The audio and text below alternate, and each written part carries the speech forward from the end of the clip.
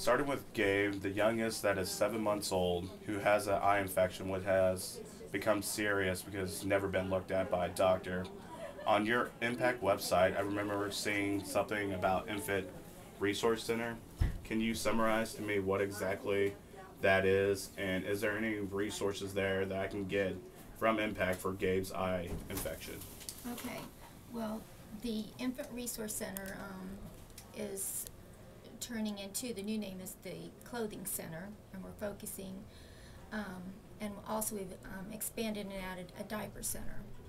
So it's primarily turning into the need for clothing and diapers.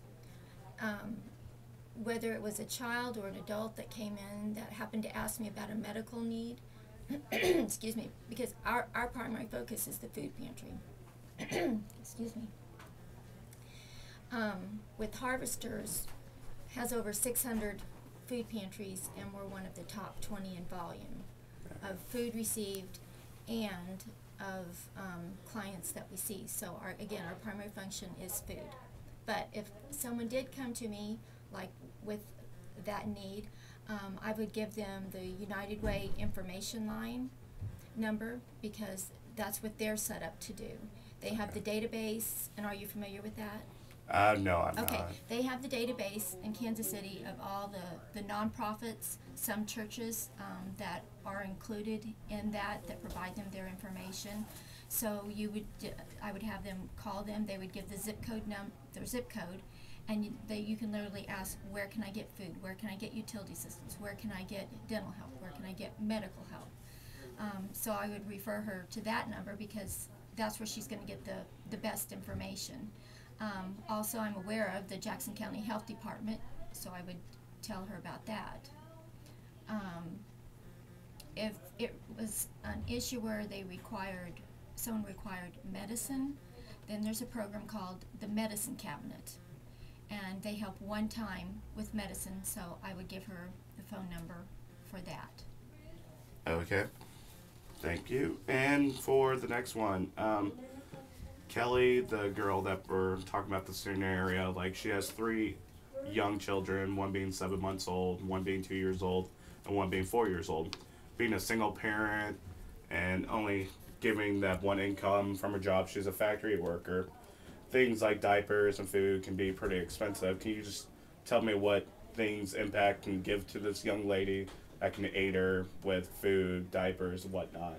If you can get a little bit more about the food pantry and how your diaper system works, like Yes. are they only given so many diapers per child or whatnot? Okay. Can you just elaborate on that? Okay. As far as the food, every family is giving what we call a bag of hope. So that's a grocery bag. They're all the same, so they're filled with vegetables, fruit, cereal, helper meals, etc. There's always at least 22 items in that bag. As well as we have on our front porch area, whatever Harvesters has that we've gone down to pick up. Sometimes we'll have apples, carrots, salads. The next week we might go down, they might just have apples. So every week it's different what we have in produce, but there's usually some type of produce you can get. Also, the Quick Trips in Kansas City are working with Harvesters now. So usually we have Quick Trip sandwiches, which has been a real blessing. And usually we do that, it's one per family member. And as far as, then they get to go to the counter, and also depending on how much bakery we have, because we pick up at Hy-Vee, Price Chopper, Costco, we've picked up at Hen House, so we pick up at many different places, the day-old bakery, and they get to choose bakery, one or two bakery items. And then if they're needing diapers, they can get a package of diapers 6 times a year, and with each package comes a package of wipes as well, and we do up to 2 children per family. Okay. And another question with Kelly, with her situation. I'm sorry, I also forgot they also get a bag of frozen meat. Bag of frozen meats. Yes. With Kelly, she kind of has some issue just within herself. Like, she likes attention. She's 19 years old. She has 3 children already. I'm getting this feeling she's liking the wrong kind of attention. is there any kind of like counseling or anything within the church that you know of?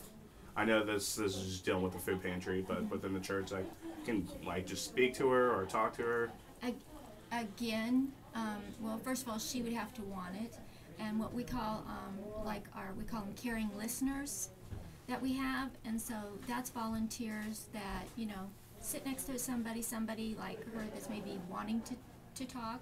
We don't force it upon anybody, but we have different tracts, different pamphlets to deal with different issues, life issues that she may be dealing with that we can provide her with, as well as within our church and then other churches we would let her know about what counseling is out there that's free. But again, I would refer her back to the 211. I would refer her back to comprehensive mental health, which is free or go on a sliding scale. But most people that come to the food pantry aren't looking for those types of help. Even though that they need them, they're not asking for them. They've probably already been exposed to them through, like in her case, maybe she's already been in some kind of treatment center. She knows it's a cycle. Maybe she's bipolar, and her family can't get her to stay on her meds. But legally, she's allowed unless she's harming herself or someone else to be in the community as anyone else. So most people with mental health issues or substance abuse issues, when they come to us, they're not looking for it. When they come to us, you can see it many times, with the shakes or just with their lifestyle. Yeah. And where we're filling the gap is with the food, with the diapers, with the need there, because maybe they can no longer work, or they've their family's cut off all ties with them, or they're not willing to follow through with the system of some other program that they would qualify for. And so I guess we are here to try to help. Most of our clients are the working poor.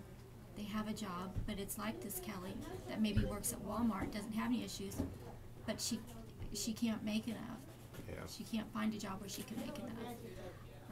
And so we're helping subsidize her food or her diapers. Or for example, literally a package of diapers can keep a mom at work until she gets her next paycheck, and we often hear that. It's Wednesday, she's ran out of diapers, let's say because one of them got sick and now she had to go get Tylenol, okay, and she was down to her last penny anyway. So now she doesn't have money for the diapers. She can't take the baby to the daycare and leave the baby at the daycare without diapers. They will not take the baby. So by us providing her those diapers, that keeps her to work until Friday when she gets her paycheck. Yeah. The last part of this interview, I just want you to introduce yourself. Just introduce the organization. I realized we didn't do that at the beginning of the interview. Mm-hmm. You can just introduce yourself and give the name of this organization and the churches that it's ran through. You can just do that right now. Okay. My name's Kim Danley. I'm the director of the Impact Family Resource Center of Eastern Jackson County. I'm on staff at First Baptist Church, and First Baptist Church leads Impact. And we say lead because there are other churches in the area and businesses that partner with us. But we are under the umbrella of First Baptist Church, and they provide the buildings, the utilities. Okay. Me as the staff person, administrative assistant. We have over 140 volunteers that make this work, and we're about 15 years old, and we serve approximately 450 families a month. A lot of people aren't aware that a lot of our clients too come from the hotels here in our community, and a lot of people wouldn't think that in Blue Springs. Yeah. You have school buses stopping at the hotels at I-70 and Woods Chapel, and they stop at every one of them.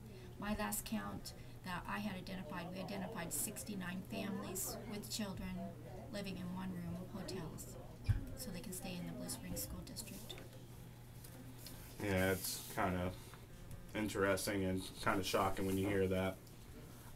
With this last part of the interview, I was just hoping that I can just play out the scenario as Kelly, and you could just walk through with me how the food pantry would work, or how you would do that. Maybe the filing, do they have to do like some kind of filing with you guys, paperwork, before they can actually get access to the food pantry? Okay. Well, I think one good point is to start off with is we have a manual. So within this manual is job descriptions of all the various jobs.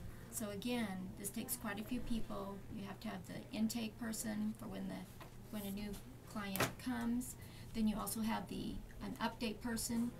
If they didn't come with the information the first time, we never turn anybody away from the first time. If they didn't bring the right documentation, we serve them that day, but we will not serve them again until they bring the correct information. If they're out of our zip code area, we go ahead and serve them that day, but we let them know we can't serve them again, and we tell them where there's pantries in their area. Our only requirements is that you have a picture ID, which is usually a driver's license, or it can be a non-driving ID, as well as a utility bill that's 30 days old. It has to be current. Okay. If you're living in a hotel, then you bring us the hotel receipt. And then they provide us with their name and address, etc. in a form. If they have children, they're going to need diapers, then a diaper form goes in their file, Okay. which they, receive. When the families first arrive here, we pass out numbers. We don't do it in the order, try to keep track of in the order of which families come, because we may start off at 10 o'clock with 50 or 70 families. That's not 50 or 70 bodies. That could maybe be 210 bodies, because they have someone with them or kids with them, 2 kids, elderly person on a walker, etc. So what we do is just shake up the numbers to make it fair, and they're passed out that way. Then they see a sign in our window, huge signs. When it's warm, they're in the gazebo, so they're right there, and they can see that says 1 through 5. So if my number is 3, I know it's my turn to come into the food pantry, because you can see we have a small space out there. Yeah. So then they start at the front desk, and they hand in their number. They pull their file, which I can show you later. We can show you the drawers, and then they put their file into the slot, just like a doctor's office, in the order in which they come. Then the food counter people pull the next file, and they call them only by their first name to come up to the food counter. Now, before they get to the food counter, they have enough time then to get whatever produce items we have, whatever cooler items we have. And they're supposed to keep count of that, how many items they received, because we record that. And we have marker boards out there, so if we have bananas, it will say 1 bunch, apples, 1 bag. We might have tons of potatoes, so it might say 2 bags of potatoes. So they know to look on the board for how many items that they can receive. When they get to the food counter, when they call their first name, that's where they'll ask for their diapers, and that's where they get, and wipes, and that's where they get their bakery. Then we usually have people here that also help carry out. So then someone can help them carry the items out to their car, because there might be a senior citizen, they've got a walker or a cane, or it might be a mom with a baby carrier and a toddler. So we do our best to help them out to their car.